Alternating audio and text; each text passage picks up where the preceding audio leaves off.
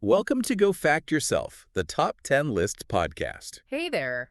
Forget your usual museum trip because today we're diving in. It's a top 10 journey into some seriously weird niche museums. Yeah, based on the top research you guys sent over, it's clear you're ready for the strange stuff. Absolutely.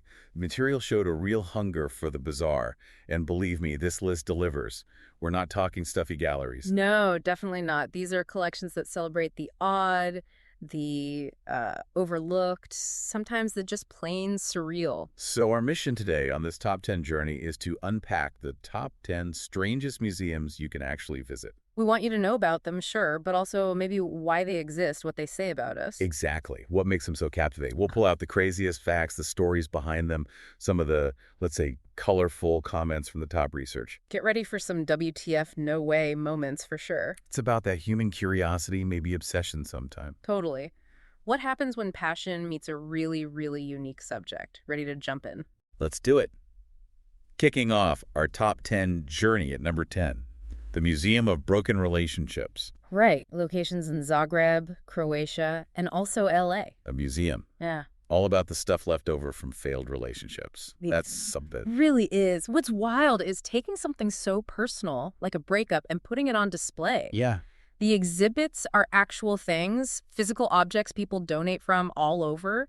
Each one has a story of heartbreak attached. It feels very tangible, like you A said. very real way to look at something universal, heartbreak. And each thing has the story, right? Right. Sometimes QR codes you can scan. You get the background. It's like getting a glimpse into these really intimate moments. Okay, like the axe. Get this. Oh, yeah, the axe? Someone used it to chop up their ex-girlfriend's furniture while she was out. Wow. Talk about a visceral reaction. Right. That really paints a picture of, like, pure post-breakup rage. Definitely. And then there's a garden gnome. The gnome? Thrown through a car windshield. Apparently. In a moment of frustration, you can just feel the energy there. Totally. Or the World Cup jersey. Oh, yes. Left by a cheating boyfriend. Who is apparently a massive Brazil fan. It's almost darkly funny. It is. And you see how these everyday objects suddenly become these powerful symbols, The QR codes are key for that. Yeah. Giving you the raw story behind the random object. Exactly. Makes you wonder why we need to memorialize even the painful stuff. It's like a physical blog of heartbreak. Yeah. Instead of text, it's actual artifacts. Yeah. And the LA one had a dead scorpion exhibit. Oh, yeah. The label was something like, he said I was his everything. This was his everything. Ouch. There's a grim humor there, isn't there? Definitely. Is it catharsis, closure, or just like human fascination with drama? Maybe a bit of all of that. It's the messiness of relationships right out there. Okay, let's pivot. Number 9, the International Cryptozoology Museum. Portland, Maine for this one. We're going from heartbreak to, well, things that might not exist. Yeah, creatures not recognized by mainstream science. Bigfoot, Nessie, Chupacabra, that whole world. Founded by Lauren Coleman, who's a big name in cryptozoology. He is a serious cryptozoologist. And the museum's full of evidence, footprint casts, blurry photos, folk art. Evidence in quotes, yeah. Stuff related to these cryptids. It's kind of like a haven for believers, but also just fascinating for the curious. Coleman's dedicated his life to this stuff. The museum really shows that passion for the unknown, for things on the fringe. One thing I saw was a hair sample, claimed to be absolutely not a bear. Right, so what is it then? That's the million-dollar question in cryptozoology. Exactly. Is it real, misidentified, a hoax? The museum kind of lets you decide. It invites you to be the investigator almost. They have a life-size coelacanth replica, too, which is a real fish, but... But it was thought to be extinct for ages, so it fits the vibe. Totally. And the taxidermied Fiji mermaid? Oh, the Fiji mermaid. Classic P.T. Barnum-era hoax. Usually like a monkey torso sewn onto a fishtail. Looks exactly like that. Kind of creepy, kind of cool. It's a great reminder of how easily people want to believe in the weird and wonderful. Blurs the line between folklore and fakery. Okay, number 8. Total change of pace.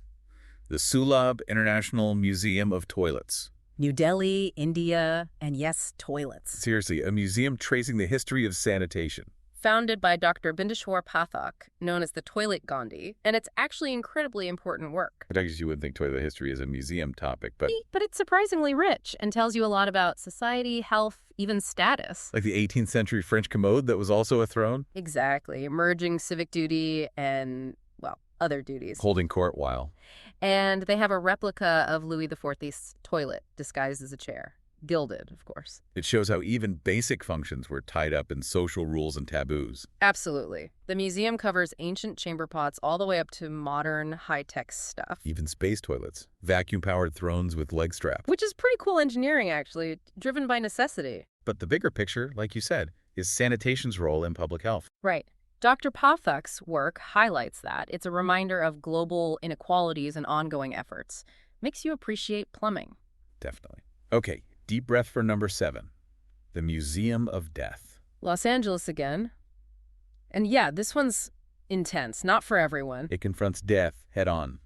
No shying away. Very raw, very unflinching look at mortality. Exhibits include, like, graphic crime scene photos, funeral stuff, body bags. Letters from serial killers, artwork by them too. And the jaw dropper. An actual severed head. Yeah. That sets a certain tone, doesn't it? It really does. It's very direct, almost clinical. Scripts away the euphemisms. They also have a replica of the Heaven's Gate bunk room. Chilling. And the artwork by killers like John Wayne Gacy.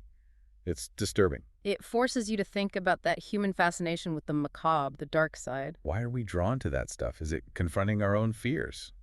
Morbid curiosity. The museum doesn't really give answers, but it provides a space to grapple with it. And they even screen autopsy footage. Like I said, intense. Definitely not your average museum visit. Challenges your comfort zone. Okay, let's lighten the mood, maybe.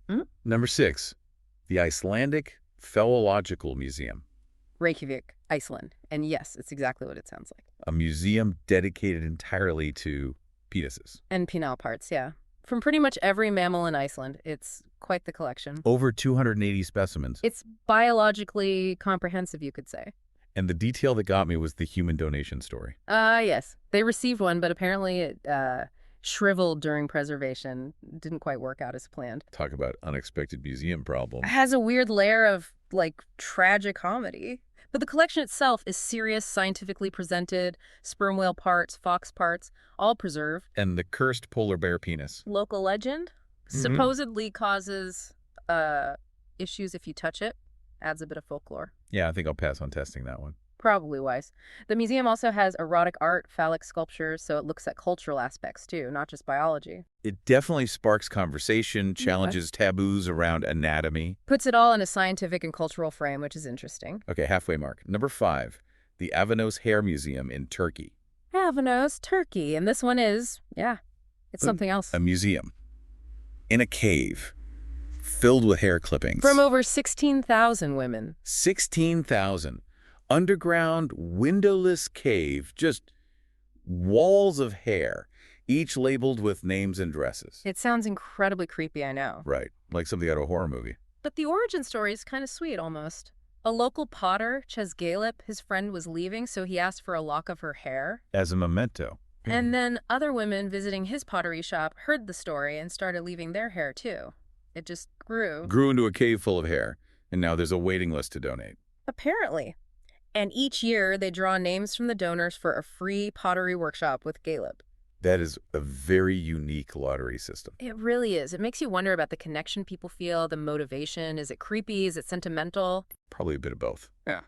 It holds a Guinness World Record, though. Largest collection of human hair. Which is certainly a record to hold. Definitely memorable. Okay, number 4, the Mutter Museum. Philadelphia. Back to medical stuff, but focused on oddities and history. A very famous one, actually. Medical specimens, anatomical anomalies. Historical medical tools as well. It's fascinating, but yeah, can be unsettling. Key stuff. Slices of Einstein's brain. Yep, they have those. Mutant skeletons, diseased organs preserved. And the colon. The giant colon. The megacolon, yes. It's huge, like the size of a sewer pipe, they say. 6 feet long, 40 pounds. Yeah. Removed from someone. It's a very stark visual of what can happen with certain medical conditions. Really shows the body's extremes. They also have conjoined twins in jars, skulls labeled with cause of death. It's very direct. It is. And the soap lady. Oh, right. The body that's saponified, turned sort of waxy. Exactly. Adipocere formation. Very rare. Very strange. A memorable exhibit. The whole museum is educational, but in a very unique, sometimes graphic way.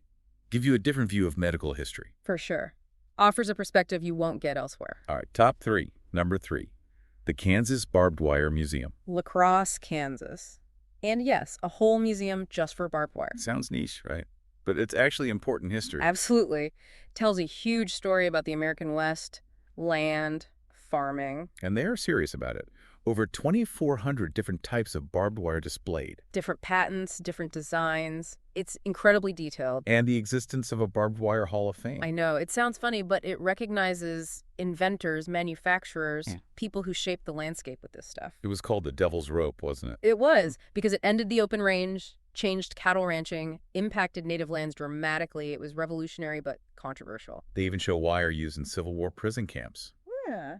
And talk about barbed wire wars. Yeah, conflicts between ranchers and farmers. A surprisingly dramatic history for wire. Shows how mundane things can have huge impacts. Yes, exactly. Shaping history and society. Okay, almost there. Number 2, the Museum of Bad Art. Somerville, Massachusetts. And this one is just delightful. A celebration of art that's too bad to be ignored. It flicks the script entirely. Instead of artistic genius, it values glorious failure. The founder apparently rescued the first piece from the trash. That's the story. And the whole point is finding humor and a strange beauty in art that really missed the mark. Like that painting of a woman where her eyes are kind of wandering off. Oh, yeah. Unintentional flaws in perspective, anatomy, color, leading to something accidentally hilarious or just weird. They have great titles, too, like Lucy in the Field with Flowers or Sunday on the Pot with George. Iconic pieces, but the curators are specific. They don't want stuff that's trying to be bad. Right. It has to be a sincere effort that just went wrong. There's an honesty to it, you know, an earnest attempt gone sideways. It's strangely endearing. Totally. Okay, drum roll. Number 1, strangest museum you can actually visit. The Meguro Parasitological Museum. Tokyo, Japan. Dedicated entirely to parasites. It's unique, it's scientific, and yes, for many people, deeply unsettling. They have over 60,000 specimens. 60,000! It's comprehensive. But the main attraction, the thing everyone talks about, the tapeworm. The 29-foot tapeworm. Yeah. Removed from a man who apparently just felt a tickle. 29 feet. I can't even process that. A tickle. It's mind-boggling, and they display it next to a ribbon of the same length, just to drive the point home. Wow. The museum started from research, right?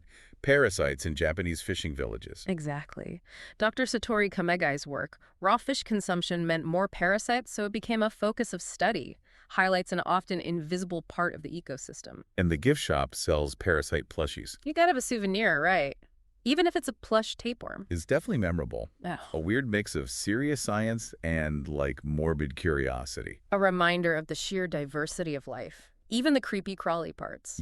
So before we wrap up our top 10 journey, we have to mention a few that almost made it. Our Fact Blast zone. The honorable, or perhaps dishonorable, mentions. Right. Like the British Lawnmower Museum, they have celebrity-owned mowers. Interesting. Then the Momofuku Ando Instant Ramen Museum. Where you can design your own cup noodle. That sounds kind of fun, actually. It does. What else? The Dog Collar Museum. 500 years of doggy neckwear. Wow, okay. The Spam Museum. Dedicated to Spam. Of course. A canned meat icon. And the Burlingame Museum of Pez Memorabilia. Every Pez dispenser ever. That's dedication.